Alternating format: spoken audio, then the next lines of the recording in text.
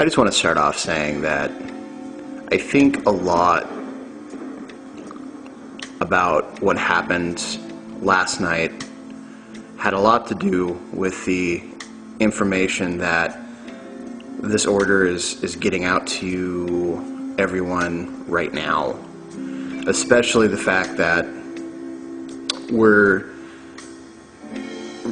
really kind of pulling the sheet back from this New Age movement that has really been invented, circumvented, and directed by the Illuminati, by the reptilian agenda. And they're using it to co-opt another function of human spirituality and drive it right back into the same place that they're marching the three big religions of slavery. The neo-pagan movement really is sort of a way to entrap women, knowing that women are very, very injured by and disgusted with the ultimate father god of Christianity, Islam, and Judaism, seeing how that is completely unnatural and absolutely devoid of any real feminine energy or feminine compassion. So you turn to a goddess religion, which is just as co-opted and in essence worthless as a spiritual evolutionary tool. Remember that religion is the imitation of your god or goddess upon the earth. And it is by doing the works of these gods and goddesses that you are exemplifying them and extolling what their higher purpose is, and you are merging your higher self with that energetic current. So when you're talking about a whole co-opted movement, then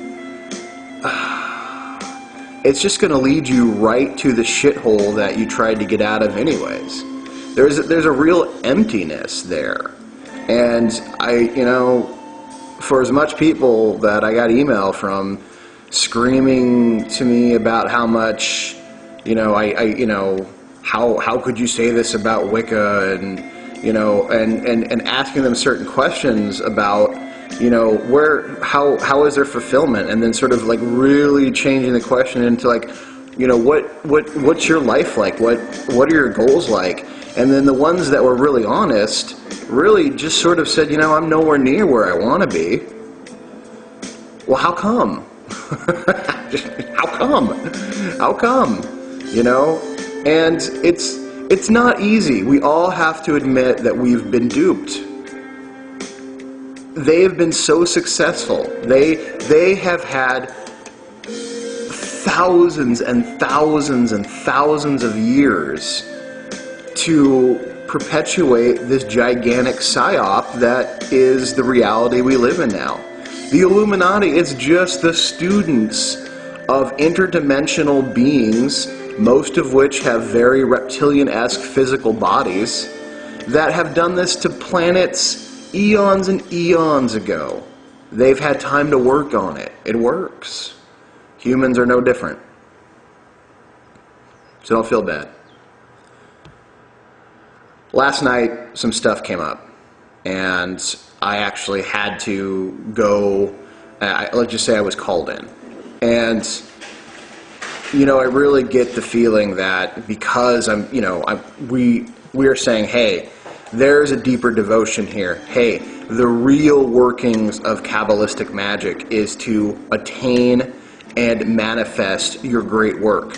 It is to write your name in the in the stars above. That's meaning that you've completed the great work, and to attain to your highest genius. That is to say that that your higher self is you, and you know the highest aspirations.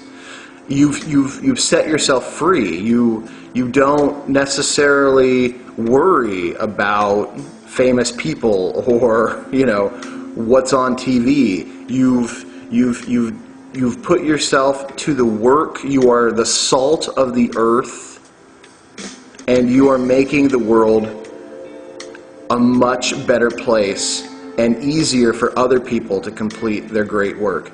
And the adventure in that is more powerful and more wonderful than any TV show, than any movie. You know, it's the ultimate adventure, and the adventure where everything that you go through sustains, refines, and strengthens and beautifies everything that you are. That is the path of true adepthood. That is the path of true arcane Kabbalistic magic. And believe me, the Illuminati ass fucks that have merged their Luciferian Colopian currents and have turned Aleister Crowley into a pop icon, and, you know, just spread their darkness all around, and sickness, not darkness but sickness. They're making sure that very few people have any real idea. So, you know, last night, where I've got another member who is truly in real peril, and I can tell when I walk in that it's so cold that I could almost feel it freezing my skin. I could see my breath as like a thick, mucusy cloud in front of me, and I know something's seriously going on. But I'm just like, wow, how could it be so bad around you? You know, I've had bad things happen to me, and I've had things come at me, but never to this situation.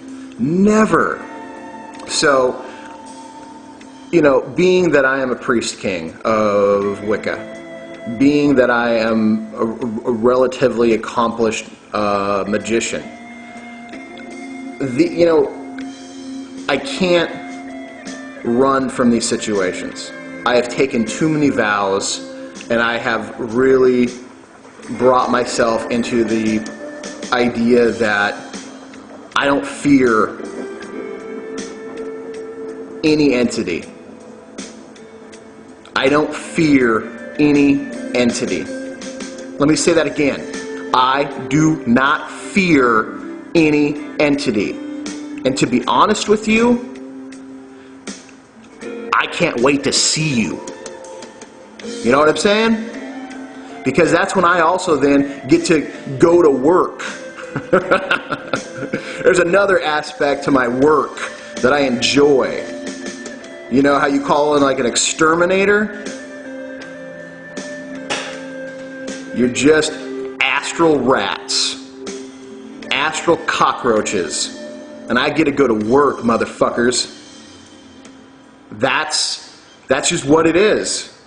So, you know, there's some concern, there's some wow, you know, what's going on, but I get to go to work.